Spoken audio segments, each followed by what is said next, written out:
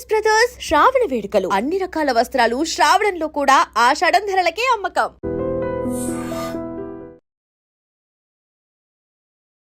ఉత్తరాఖండ్ ఇది ప్రకృతితో అలరారే అందమైన ప్రాంతం. పచ్చని చెట్లు, అక్కడి వాతావరణం చాలా చాలా బాగుంటుంది. సో పర్యాటక ప్రాంతం కూడా. అయితే ఇక్కడ అప్పుడప్పుడు ప్రకృతి వైపరీత్యాలు సంభవిస్తూ ఉంటాయి. హిమాలయాలకి పాద భాగంలో ఈ ఉత్తరాఖండ్ అనేది ఉంది.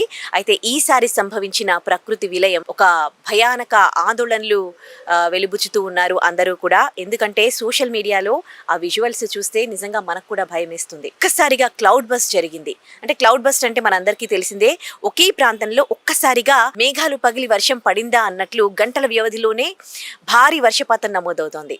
అయితే ఈసారి జరిగిన క్లౌడ్ బస్ట్ అయితే అక్కడ ఉన్న ప్రాంతాలన్నీ కూడా నేలమట్టం అయిపోయాయి. కొండ చర్యలు విరిగిపడ్డాయి. ఆ కొండ చర్యలు ఎప్పుడైతే విరిగిపడ్డాయో ఆ బండరాళ్ళు అక్కడున్న నివాస ప్రాంతాలపైన ఆ బండరాళ్ళు పడ్డంతో చాలా ఇళ్ళు కూడా ధ్వంసమయ్యాయి.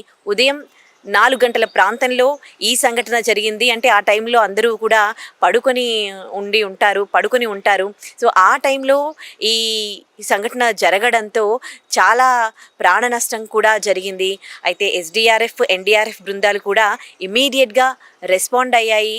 అయినప్పటికీ అప్పటికే జరగాల్సిన నష్టం అయితే జరిగిపోయింది. ఈ క్లౌడ్ బస్ట్ అనేవి ఎప్పుడు సంభవిస్తాయో కూడా కొన్నిసార్లు మనము ముందే ఊహించలేము. ఈ నేపథ్యంలో చాలా ప్రాణ నష్టం జరిగింది. చాలా చెట్లు విరిగిపడ్డాయి. సో ఈ ఇళ్ల పైన బండరాళ్ళు పడ్డంతో కూడా ఆ ఇళ్లలో అప్పటికి నిద్రపోతున్న వాళ్ళు చనిపోవడం జరిగింది.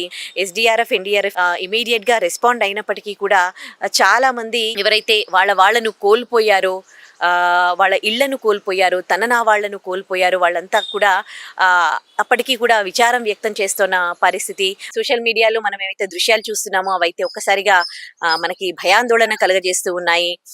వాళ్ళ కోసం వాళ్ళు అరుపులు కేకలు వేయడం, వాళ్ళను వెతుక్కోవడం, వాళ్ళ కోసం వాళ్ళు ఫోన్లు చేసుకోవడం చూస్తూ ఉంటే నిజంగా చాలా బాధాకరమైన దృశ్యాలు అవన్నీ కూడా.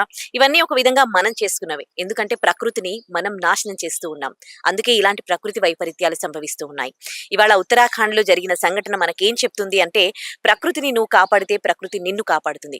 కనుక ఎక్కడైనా మనం ఇవాళ పెద్ద పెద్ద మేడల్లాగా కట్టుకుంటూ ఉన్నాం, పెద్ద పెద్ద ఇళ్లు కట్టుకుంటూ ఉన్నాం. కానీ ఇలాంటి ప్రకృతి వైపరీత్యాలు సంభవిస్తే నువ్వు ఎంత పెద్ద బిల్డింగ్ కట్టినా అవి పేక మేడల్లా కూలిపోతాయి అన్నదానికి నిదర్శనం ఈ సంఘటన. కనుక ప్రకృతిని వినాశనం చేసేటప్పుడు ప్రతి ఒక్కరూ ఆలోచించాల్సిన పరిస్థితి. ప్రతి ఒక్కరూ కూడా ప్రకృతి పట్ల చాలా జాగ్రత్తగా ఉండాల్సిన పరిస్థితి. ప్రకృతిని మనం కాపాడుకోవాలి. అప్పుడే ప్రకృతి మనల్ని కాపాడుతుంది. నిజంగా ప్రస్తుతం ఉన్నటువంటి సమాజం దేనికి ప్రయారిటీ ఇస్తుంది?